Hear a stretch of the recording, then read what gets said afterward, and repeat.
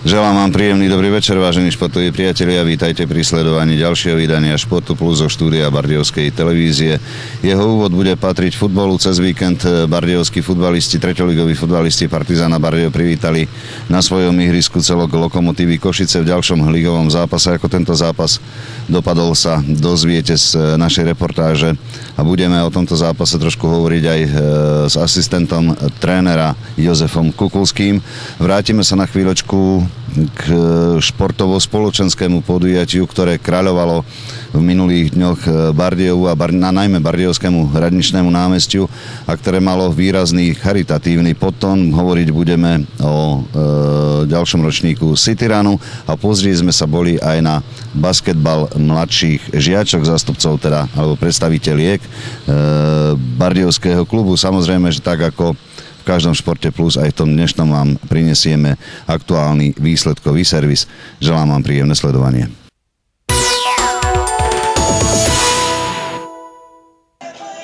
Stretnutie 30. kola 3. futbalovej ligy malo byť oslavou 90. narodenín tejto hry v meste i postupu do druhej ligy. Takto vnímalo viac ako 1300 divákov pred zápasom Partizan Bardejov Lokomotíva Košice, ktorý nakoniec skončil nečakaným fiaskom pre favorita po výsledku 0-4. Spolu sa teraz pozrieme na momenty, ktoré priniesli najmä nulu na konte domácich. Hostia začali opatrne, no z prvého útoku a následne rohového kopu v 9. minúte Keresteš poslal loptu na hlavu Kaminského a tento 34-ročný obranca bez problémov získal vedenie. Partizán sa naďalej snažil zatlačiť hosti pred jeho bránu, no tvorca hry Seman i Andraštík mali v rozhodujúcich chvíľach problém prekvapiť súperových obrancov kvalitnou prihrávkou.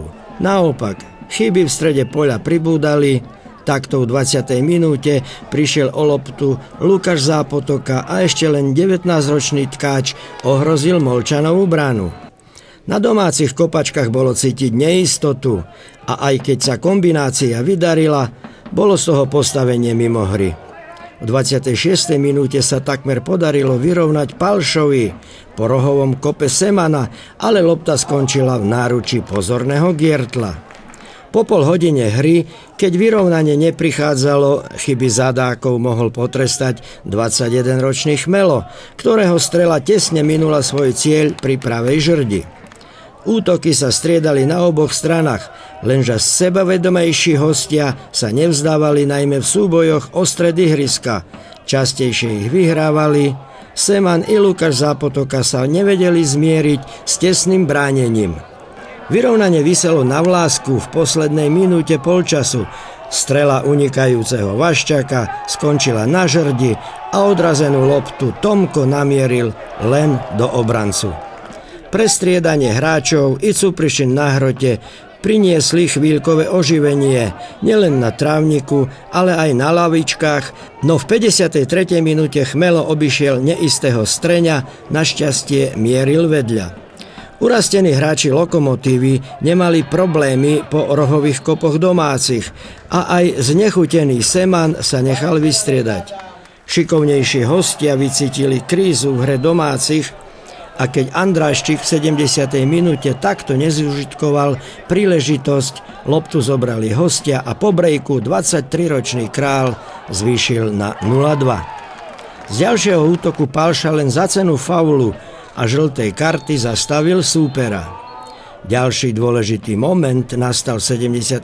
minúte, no to by po Grohoľovom centri Vaščák mal z dobrej pozície skórovať.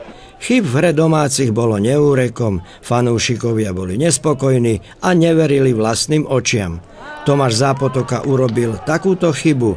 Rýchlonohí útočníci Košic ľahko prešli cez obranu a Chmelo tretíkrát poslal loptu tam, kam patrí. Nuž, aby toho trápenia nebolo dosť, tak toto predviedol brankárovi Molčanovi 23-ročný Keresteš padajúcim listom takmer z 30 metrov. Tak sa stalo, že oslavoval akurát fanklub Lokomotívy a Partizan potrebuje získať z 2 zápasov 4 body, aby postupoval z prvého miesta. A možno budú aj oslavy.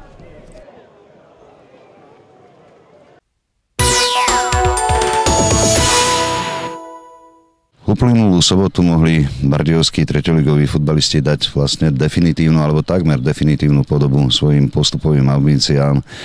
Stačilo k tomu málo zdolať na vlastnom ihrisku celok súpera, celok Lokomotívy Košice. Nestalo sa, prehra 0-4 po polčase 0-1 určite bolí a určite ju neočakávali ani tí najpesimistickejší diváci a fanúšikovia futbalu. V istom zmysle môžeme, pán asistent trénera, túto prehru naozaj kruto považovať za taký domáci debakel. Čo bolo príčinou toho, že diváci odchádzali zrejme zo štadióna veľmi sklamaní? V prvom rade prišli vo vojnom počte, čo ma veľmi teší, chceli s nami oslaviť možno už aj postup, chceli sa s nami poradovať. Ja sa im chcem aj týmto ospravedlniť, že sme tento zápas zbabrali tak, jak sme ho zbabrali. Lokomotíva sa nás veľmi dobre pripravila, hrala uvoľnenie. Prichádzalo im doslova všetko. Prišli prvý raz k našej brane, bol z toho rohový kop. Po tom rohovom kope sme inkasovali gól na 1-0. Trošku nás to pribrzdilo v aktivite, ale aj to nič nie je ospravedlniteľné. My sme jednoducho hrali pohodlný futbal, neagresívny, nenatlakový. Málo sme behali, málo sme sa ponúkali. Lokomotíva si tento zápas kľudne uhrala a myslím si, že zaslúžene u nás vyhrala. Predsa len inkasovať na domácej pôde, na domácom ihrisku pred plnými tribúnami, ako sa vraví, 4 góly. Príčina niekde musí byť.